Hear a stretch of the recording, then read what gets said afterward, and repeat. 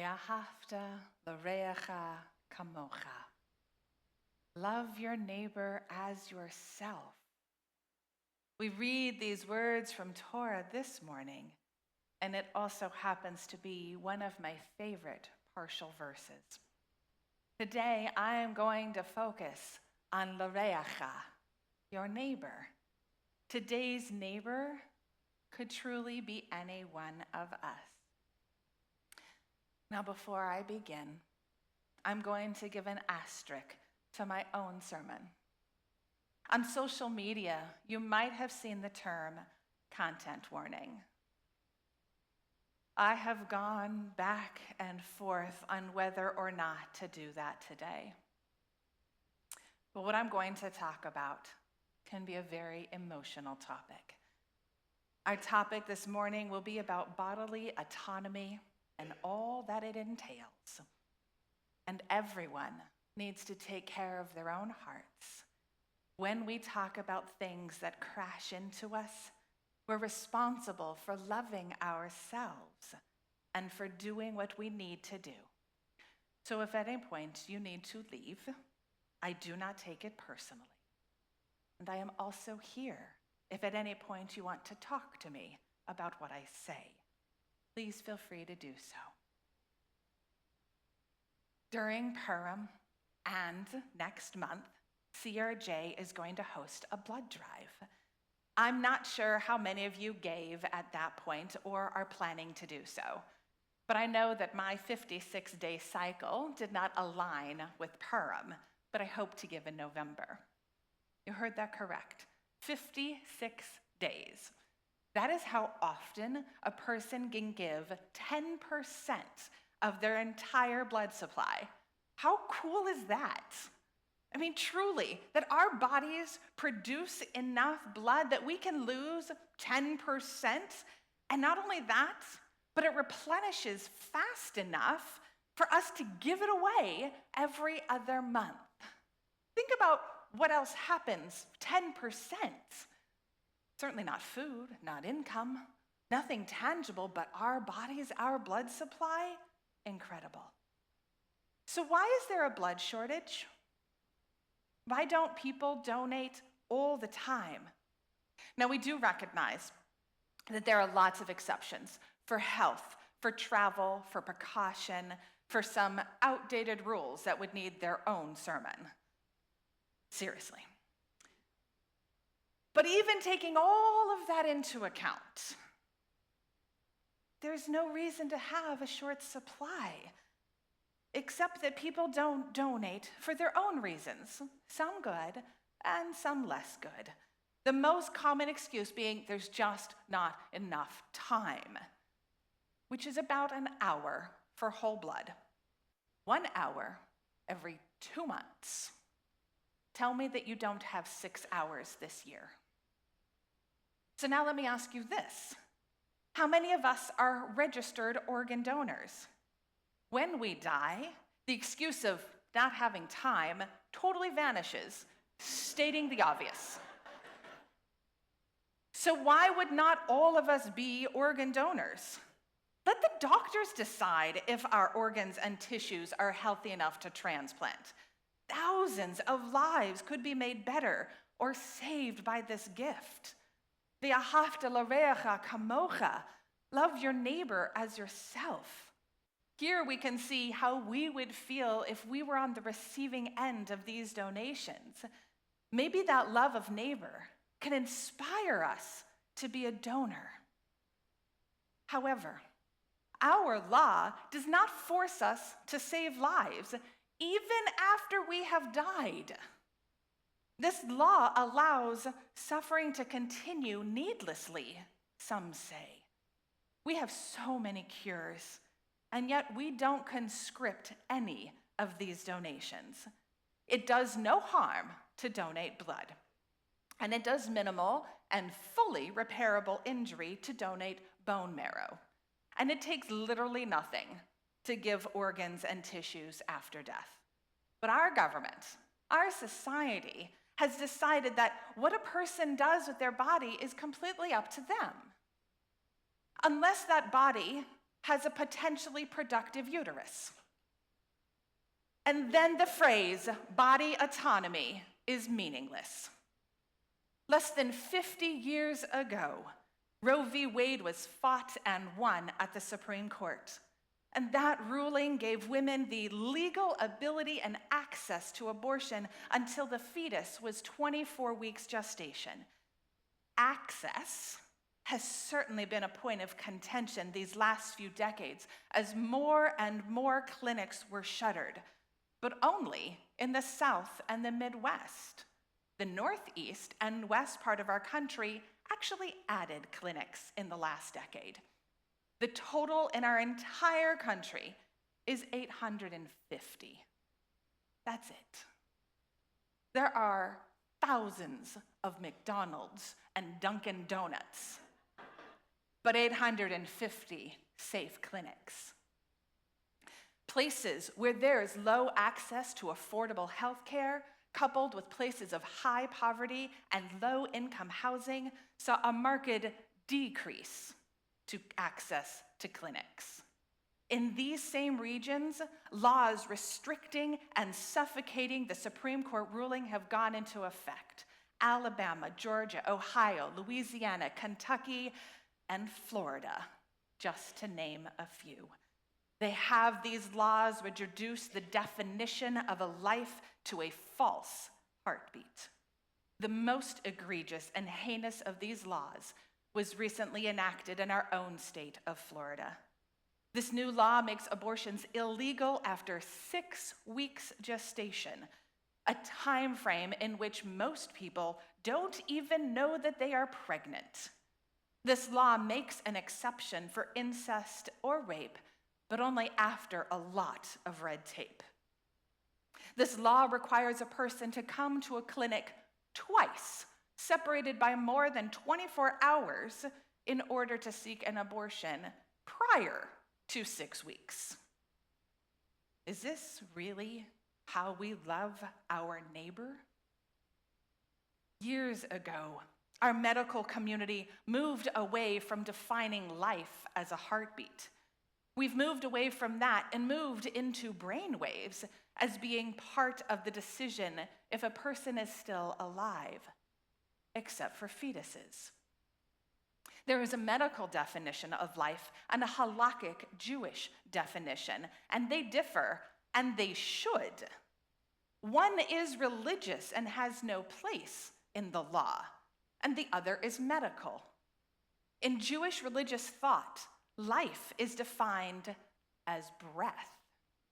This morning we sang Elohai Neshama, breath, life, not heartbeat, and frankly, not even brain activity.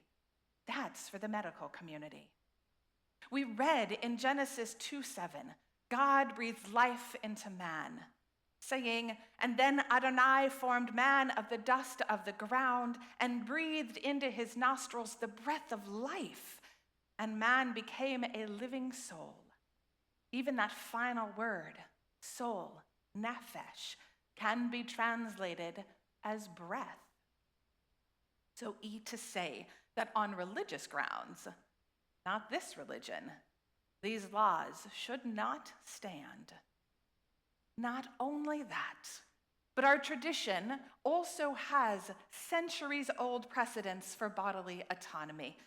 The Shulchan Aruch from hundreds of years ago tells us a woman who was pregnant, whether or not that pregnancy resulted in bringing forth life, is the only capable judge of her own needs.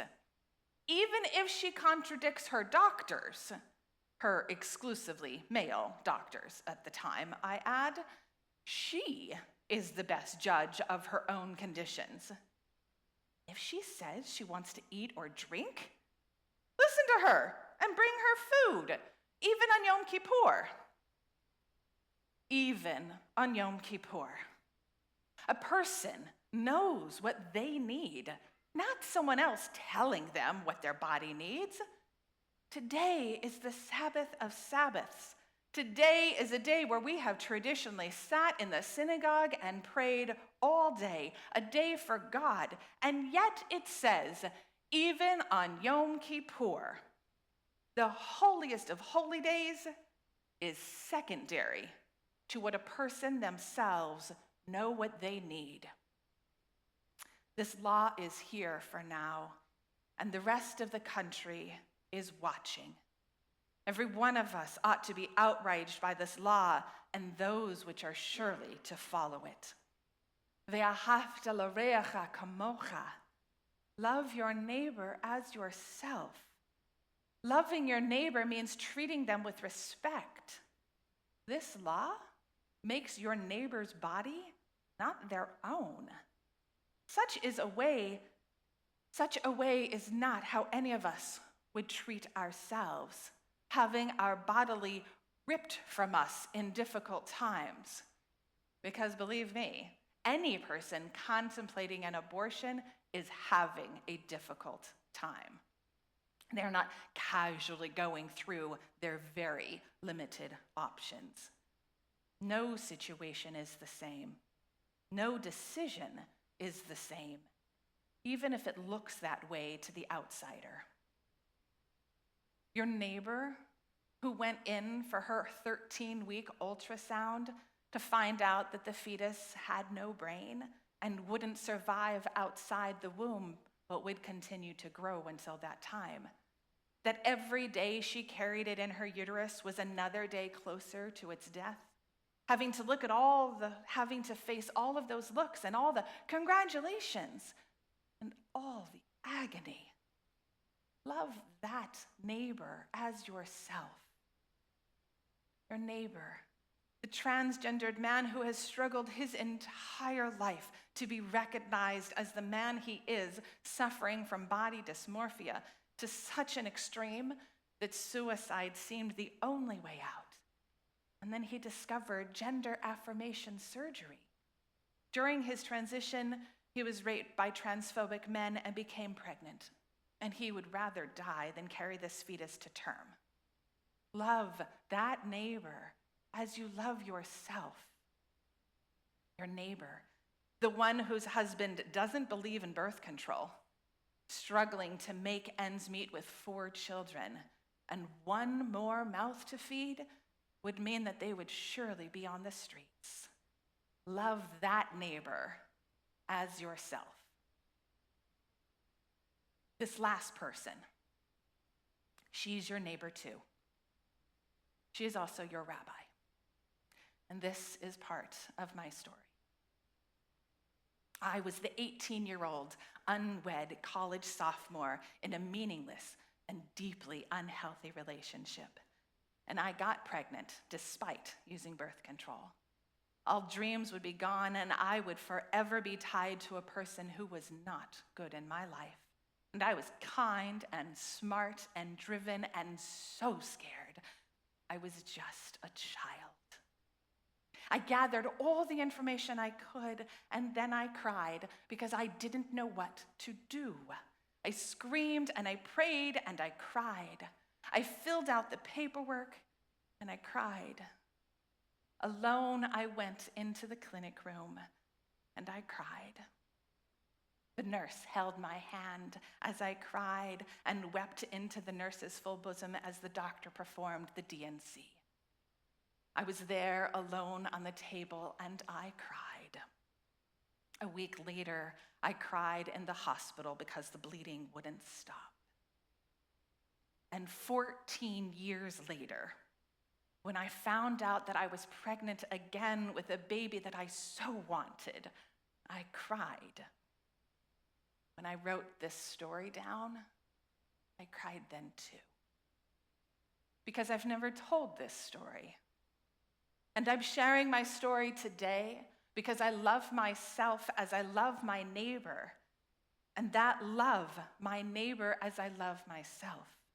And I'm sharing my story because you need to know that if it took me over 20 years to tell it, you have countless neighbors and friends and family who have a story. Perhaps you have a story. Ve'ahavta l'reacha kamocha. Love your neighbor as yourself. We must protect and fight for the rights of all people to have control over their own bodies. We must allow individuals to make their own choices. As religiously liberal Jews, we believe in personal autonomy. We believe in giving people authority over themselves. We believe that this right is extended to all peoples. And we believe in standing up for what is right. Rabbi Hillel from Pirkei Avot from 2,000 years ago told us that if I am not for myself, who will be for me? If I am only for myself, what am I? If not now, when? I must speak for myself. Time to break the silence. But I do not speak for myself alone. I speak for the millions of people who are still silent. I speak for the millions more who are scared and worried and desperate and heartbroken. And I speak now because I can no longer witness the dismantling of our rights any longer. As we have said many times before, love, ve'ahavta, is a verb, an action word. And if you want to love your neighbor, there are ways to do that. If you have money, donate it to organizations. If you have a large social network, or frankly, any social network, direct people to reputable sites. And if you have a phone, call people and stand up for what is all our rights. And if anyone ever again tries to argue that abortion restrictions are under the prerogative of religious freedom, remember that our religious freedom as a Jew in this country demands that we have access to safe health care, including abortion, whenever we need it. Our religious freedom demands that we honor a person's bodily autonomy. Ve'ahavta l'recha kamocha. Body autonomy and breaking our silence, giving people the permission to break theirs. Love your neighbor as you love yourself. May this coming year of 5785 remind us to love. May it inspire to love ourselves. May it encourage us to love our neighbors. May this year be one of health, of peace, and of broken silences. Can you hear Ratzon? May all this be true.